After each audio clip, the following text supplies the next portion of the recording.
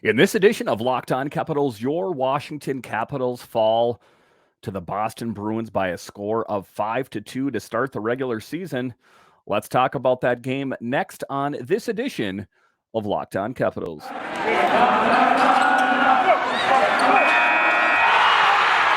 Your Locked On Capitals, your daily podcast on the Washington Capitals, part of the Locked On Podcast Network, your team every day.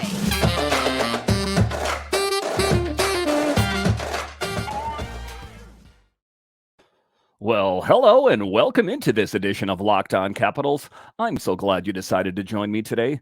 As always, this podcast is free and available on all the major platforms, and I want to thank you for making this your first listen or view of the day. Yes, this podcast is also available in video form, so head on over to YouTube and check it out. And when you're on YouTube, make sure and hit that subscribe button, and if you like the videos, give it a thumbs up. It really helps grow the channel.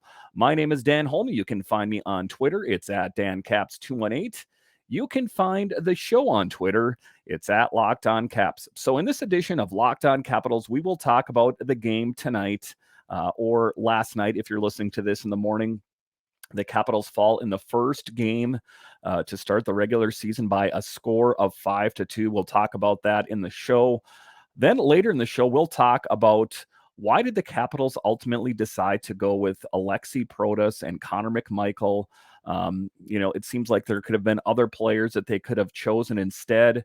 And then to end the show, we will talk about the outlook as the Capitals take on the Maple Leafs. But just to get it going here, the Capitals, like I say, they fell short by a score of 5-2, and it was a game that showed that the Capitals had some resurgence. It showed that even though they kind of started the game on the wrong foot, like I've talked about earlier, the Capitals started the game on their heels. The Boston Bruins were kind of taking it to them, and they were down 3-0 to start the game, and then the Capitals showed some life they ended up getting 2 goals.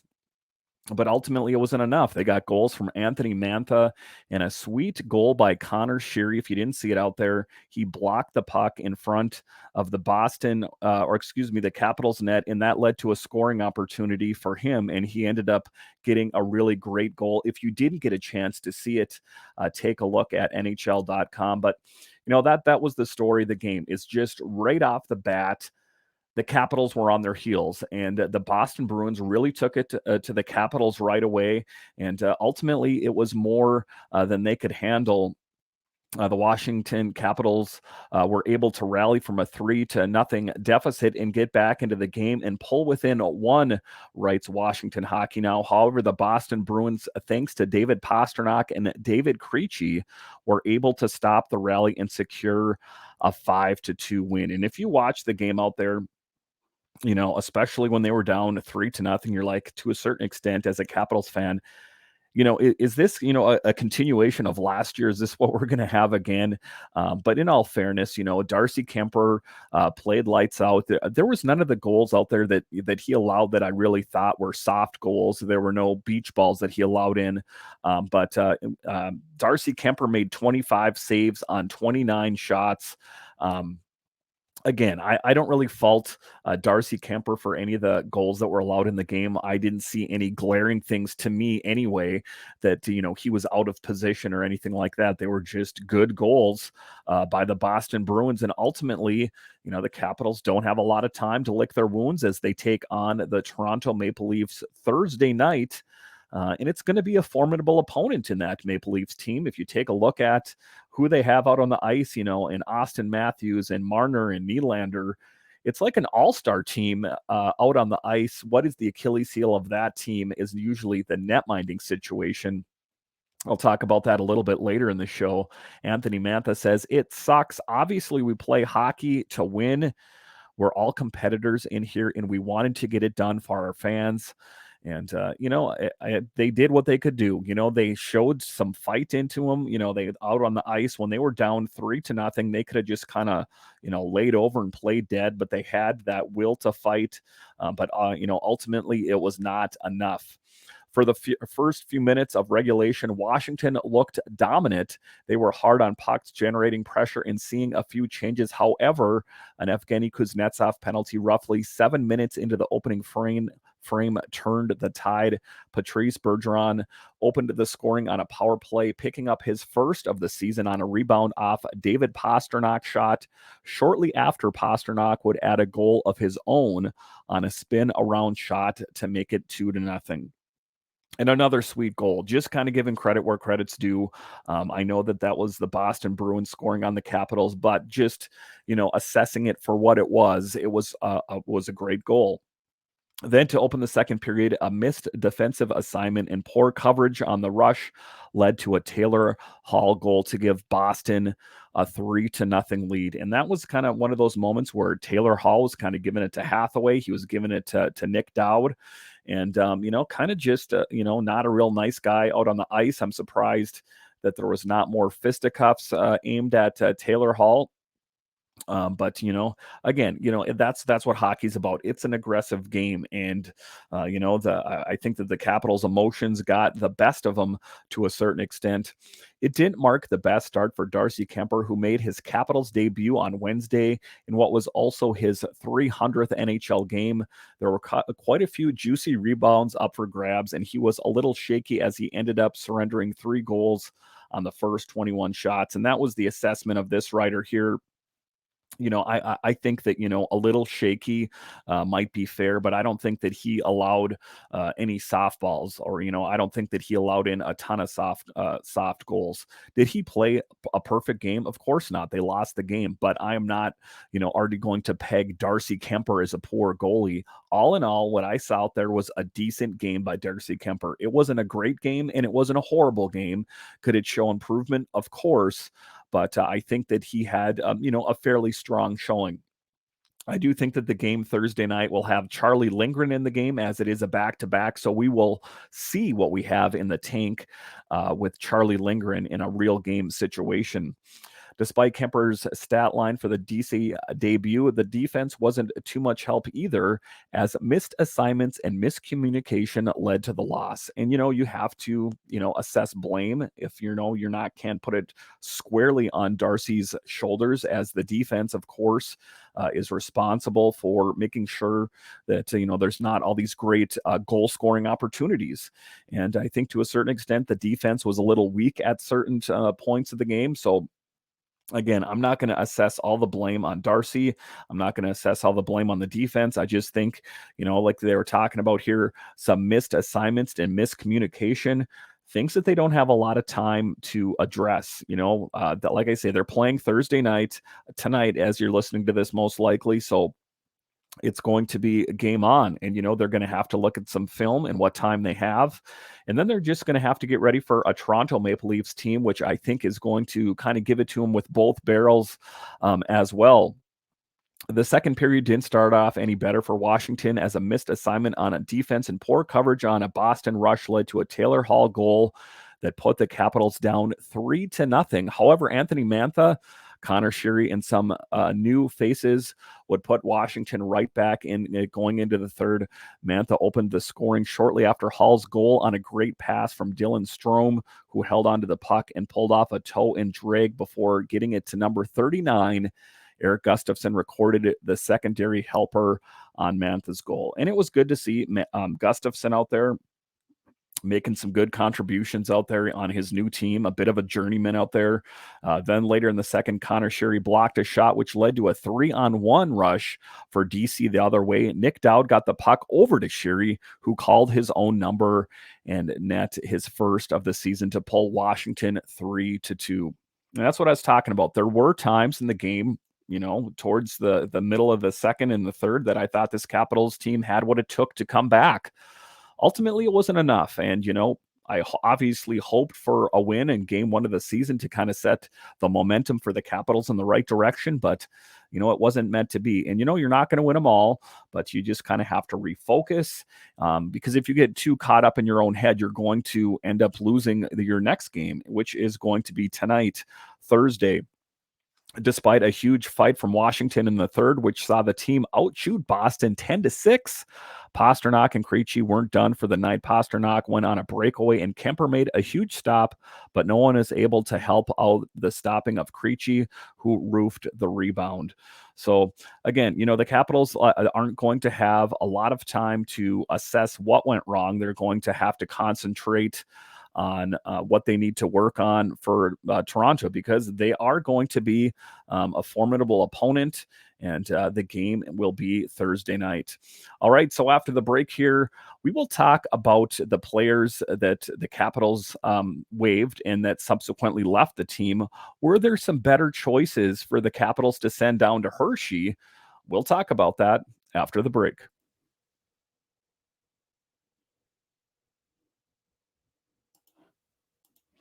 BetOnline.net is your number one source for football info this season. Find all of the latest player developments, team matchups, news, podcasts, and in-depth articles and analysis on every game you can find.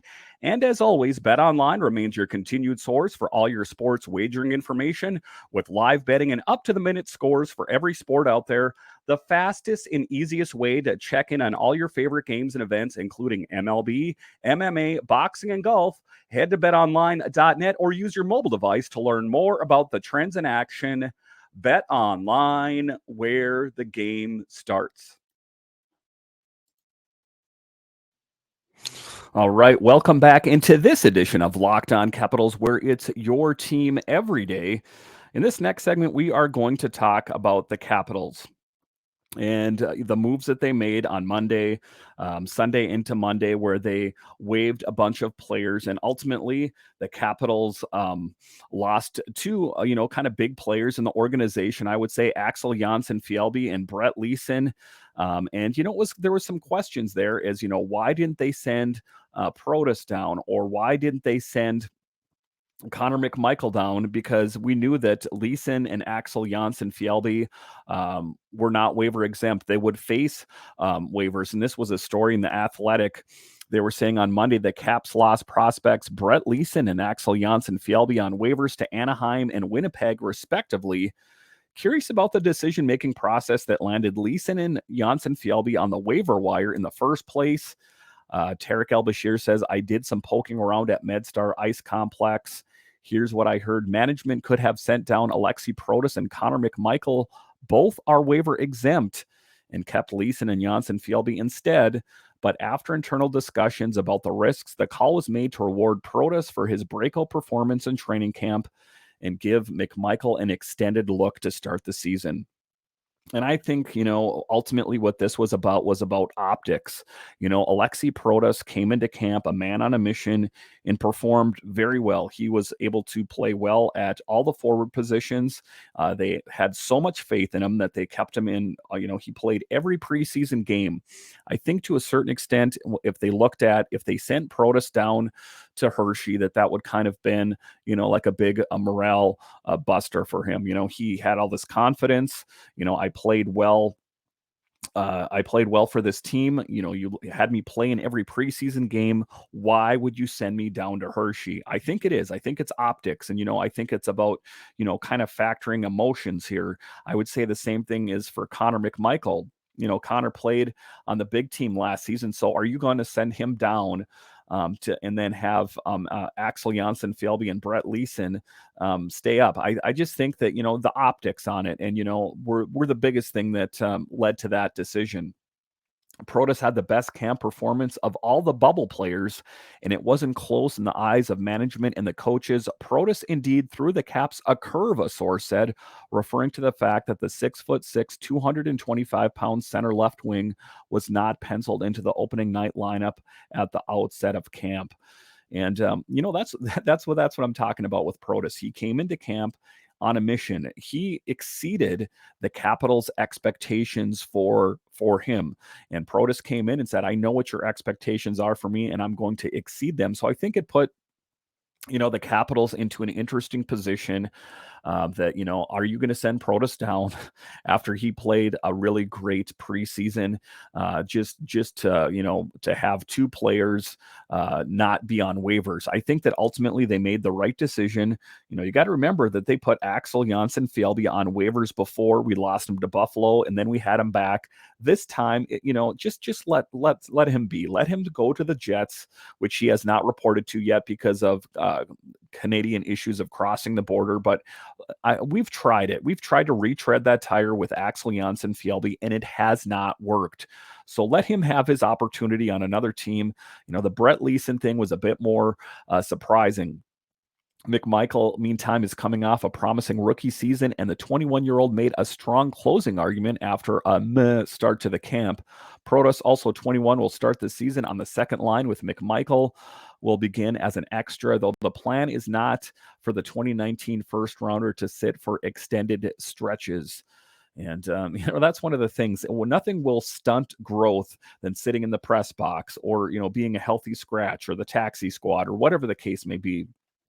For me, as a fan of the team at the end of the day, if you don't have a spot for McMichael on the team, do the right thing. Don't worry about his feelings in this case and let him, marinate a bit, if you will, down in Hershey where he's going to get some decent playing time. Because Lord knows he's not going to get it on this Capitals team, save, some sort of injury or poor performance. I think that McMichael and Snively, for that matter, are going to be extra players out there. And are they going to be best served sitting in the press box? I really don't think so. My knee-jerk reaction to that would have been you'd have almost been better to have Axel Janssen-Fjällby on this team playing that fourth line left wing. He's fast, and I think a suitable replacement for Carl Hagelin. But at the end of the day, I'm not a coach. I'm just calling it as I see it, I guess you could say. Folks in the front office suspected there was a chance Janssen-Fjällby might get snagged. After all, the 24-year-old fourth-line left winger penalty killer was claimed off waivers by Buffalo in 2021. As we know, he came back to the team. Janssen-Fjällby technically is not on the Jets roster, as I spoke of, because they have to cross the border. The Caps were, however, surprised to lose Leason, 6'5", 218-pound bottom six winger whom they had hoped to send to the AHL Hershey Bears for another year of seasoning while getting a spot duty in DC as an injury call-up. There was also the hope Leason's one-way contract. The 23-year-old counts $775,000 against the salary cap this season and next might serve as a deterrent. It did not, obviously, and I was a bit surprised about Brett Leason, on a couple different things. The fact that they thought that he was going to be able to make it past waivers and make it down to Hershey. But then ultimately, he didn't really pop off the scoring sheet in the preseason.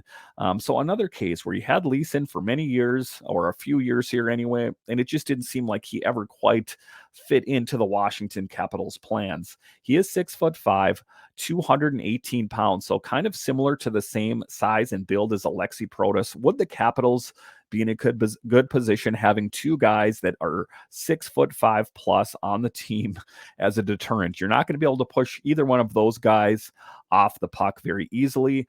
This is all a lot of Monday morning quarterbacking here. If Brett Leason can find a starting job with Anaheim, I say congratulations and give it your best. To a certain extent, we can't hold on to these players, or you're going to have to make a better calculated decisions. Generally, I think the Capitals make great decisions when it comes to this. Exposing Leason, a bit of a questionable move. I'm a little bit torn on Axel Janssen-Fjällby. I think he could have played on the fourth line left wing. Obviously, they see something that I don't, because at the end of the day, they are coaches in the NHL. Leason will wear number 20 for Anaheim. Another aspect that often must be considered when making tough roster decisions is doing what's right by the room. Something I heard while covering the NFL too. Teams never want to lose organizational depth like Leason and Janssen-Fjällby, but they also don't want to star veterans questioning why a checking line tweener was kept over a young player who showed up in camp that he's ready to help the team win now. And that's kind of what I've been talking about in this episode. It's about optics at the end of the day, and that's what, Protas would have been thinking. That's what McMichael and Snively would have been thinking, is that, we played pretty good in camp and we played good in the preseason games. So this is all a waivers thing. Why I have to go down to Hershey? I just don't think that would have fit too, well into the Capitals' plans. No trade market for either Leason or Janssen Fjällby materialized either, from what I gathered.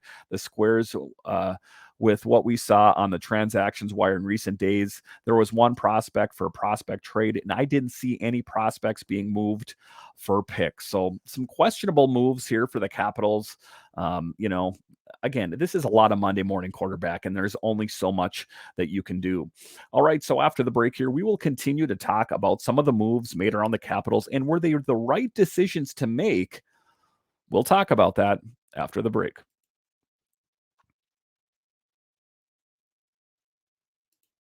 All right, welcome back into this edition of Locked On Capitals, where it's your team every day.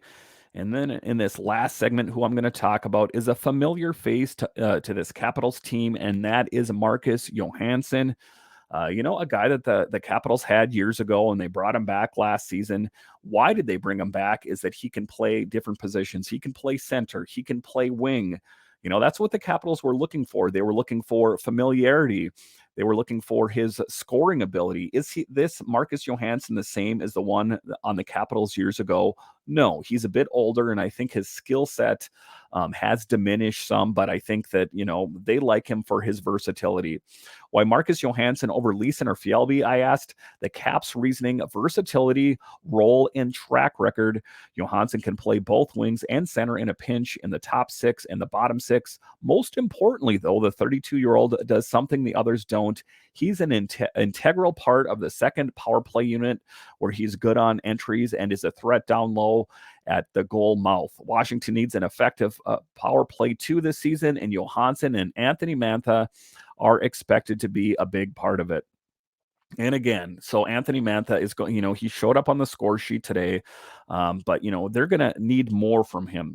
He's another guy, flashes of greatness. He had that shoulder surgery, and when he first came back, flashes of greatness. He scored some goals, but then also he went on a dry spell for a long period of time. So that's one of the things I've talked about in this podcast for the longest time is sustainability. They need Mantha to be sustainable, be a sustainable goal scorer. They also need him to use that big frame, especially in Tom Wilson's absence. So I know it's not, something that's natural to him, but I think that's a role he's going to have to grow into. And then the final question is Joe Snively, a guy that, a lot of people thought was kind of a cameo appearance on this Washington Capitals team. A great story of a kid that grew up in DC, and wouldn't it be nice if he played on the Capitals for a couple games? Actually played so well that they couldn't find a way to send him down, and he had a great season for the Capitals last season, and then had an issue with his wrist and missed the remainder of the season. So this is a new season. And why Joe Snively? I asked about him too. This story in The Athletic: speed, versatility, and to put it in simpler terms, he was a better in camp, and he showed he's got more upside than the others who were fighting for a spot as an extra. He also would have required waivers in order to be sent down to the AHL Hershey Bears. So some great questions out there. I really think that if they put Snively on the waiver wire, he would have been claimed. And I think there would have been a lot of people asking, myself included, why would you expose someone like that, some young talent, to the waiver wire? He most likely would have been scooped up by another team. So great on the Capitals for not doing that. Have we seen the last of Carl Hagelin in a Caps jersey? It's unfortunately is starting to feel that way. Already sidelined indefinitely with an eye injury, the speedy 31-year-old winger underwent arthroscopic surgery on his left hip on Monday. And, kind of a sad story. Ultimately for Carl Hagelin, some bad luck as of late. Last season took that stick up high in practice. Nonetheless, lost a bunch of the vision in his eye, depth perception, all that kind of thing, only to try to make his way back to the team and then suffer another lower body injury. We will think fondly of Carl Hagelin and his contributions to this team on that fourth line with Hathaway and Dowd. It's not easy to fill a role like Hagelin on that fourth line. And it's kind of a funny thing to say, the fourth line, couldn't you just plug anyone in there? tell that to Hathaway and Dowd, the great guys that, make great contributions. Hagelin when he was in there. So I think for an extended period of time, they're going to put, they had Sheary in there. They're going to cycle different guys in there. Protas is up higher in the line, but, at some point, if he doesn't, get production, they might slot him down there. So it might take a while for this Capitals team to, the lineup to fully solidify, because I think it's still a bit early. And what we see out on the ice in game one isn't what we're going to see in the latter part of the year. All right. Once again, thank you for joining me on this edition of Locked On Capitals, where it is your team every day. Thank you for making Locked On Capitals your first listen today. Now make your second listen Locked On Fantasy Hockey. Steele Roden and Flip Livingstone bring your fantasy edge and keep you ahead of the competition with daily updates of news, analysis, and advice Monday through Friday.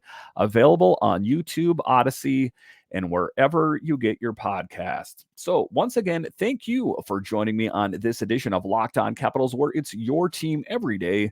Let's hope this Caps team can pick up a win against the Maple Leafs Thursday night. All right, I'll talk to you guys again next time.